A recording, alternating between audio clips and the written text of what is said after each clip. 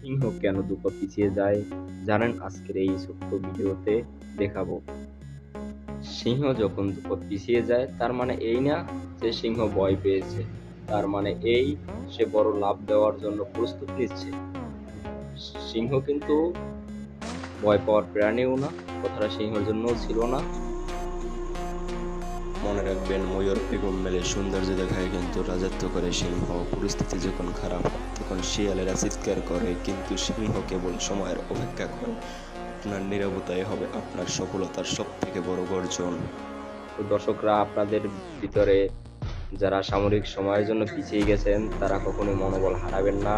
মনে রাখবেন, বড় কিছু করার জন্য প্রস্তুত নিতেছেন বা নিতে হবে। সো ভিউয়ার্স, আপনাদের ভিডিওটি যদি ভালো লাগে লাইক দেবেন এবং চ্যানেলটি সাবস্ক্রাইব করে আমাদের সাথে থাকুন। ধন্যবাদ আপনাদের।